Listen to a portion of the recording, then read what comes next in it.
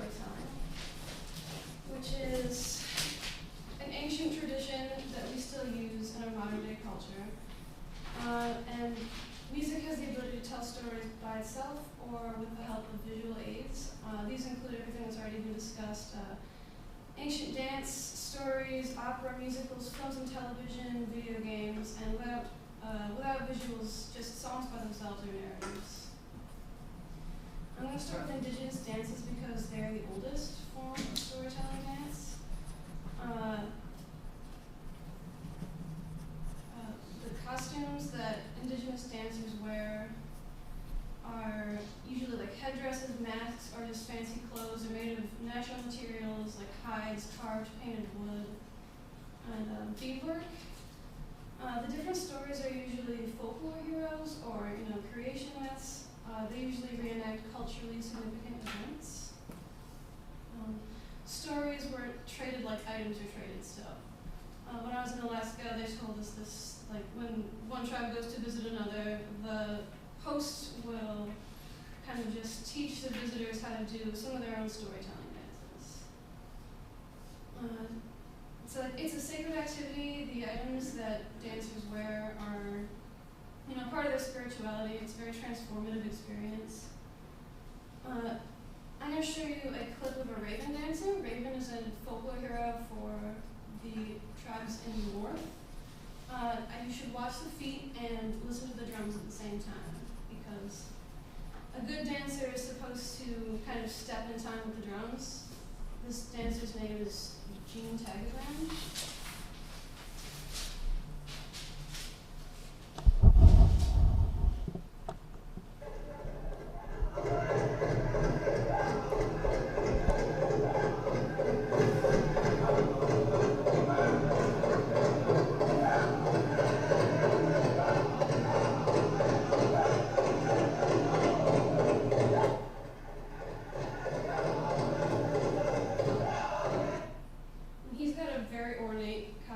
Made of cedarwood mask.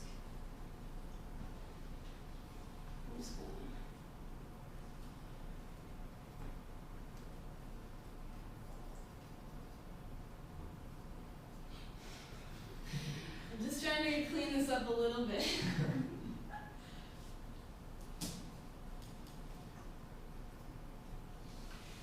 everybody okay here? The instrument that I brought in before, the didgeridoo, is a classic storytelling tool. It's a musical instrument, but it's more of a storytelling tool in its native context. It's an ancient instrument. It's made of a eucalyptus tree, usually that's been naturally hollowed out by termites and then enhanced with paint and decoration. The vocalizations that you can make with the didgeridoo are usually imitations of nature. They're usually sounds of the outback that include things like kookaburra calls, dingo barks, screams, crocodile growls, and bullfrog croaks. This kind of just underlined the Aboriginal people's empathy for and connection to their environment.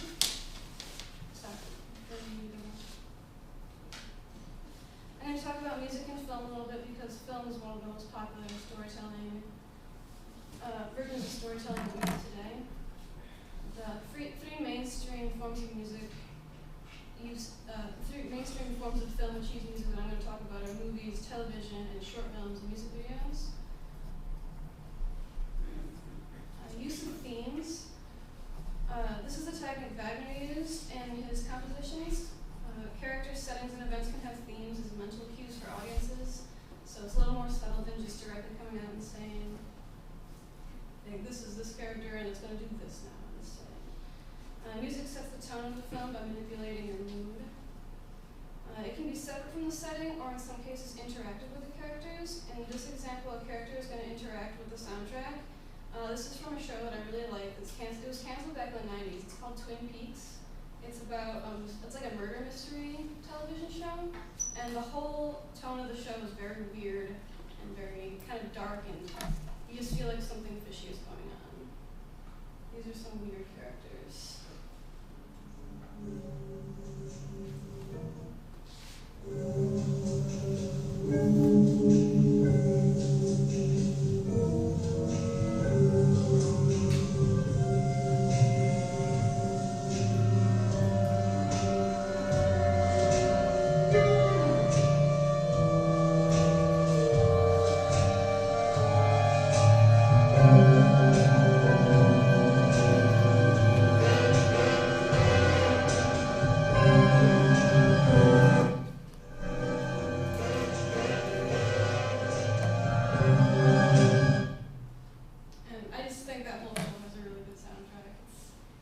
kind of like that. They use a combination of modern instruments and digital instruments to give it that kind of out-of-place feeling.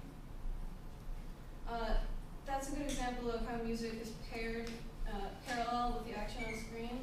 I'm going to show you a short film now which uses the opposite tactic. It juxtapositions music opposite of the action on screen. So if you can imagine this video without the music, I think it would be highly disturbing to most people. But because the music added, most people find this very funny. You still might be disturbed though.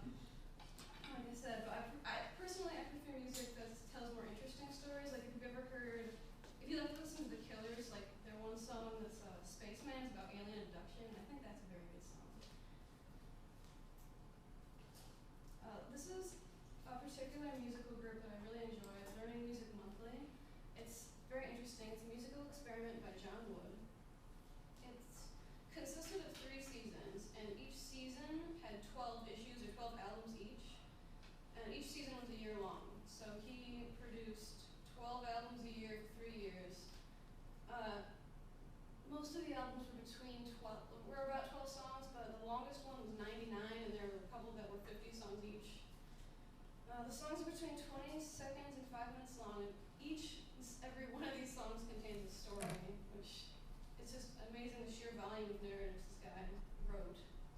I'm just going to share one of the 20-second ones, which is called Demand, and I think this is kind of an autobiographical tune about how tiring it is to make this much music. As soon as the website loads.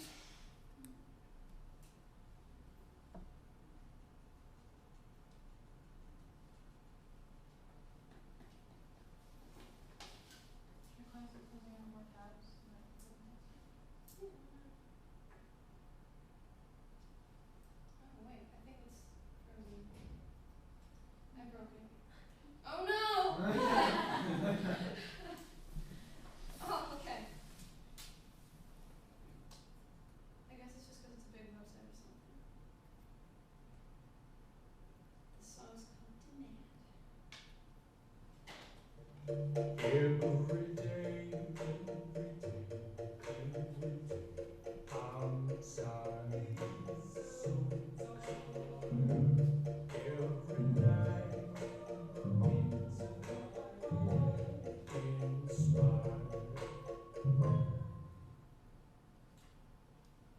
Rock is dead.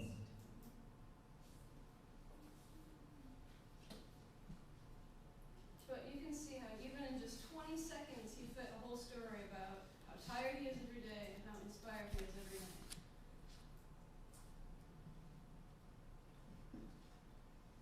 Now,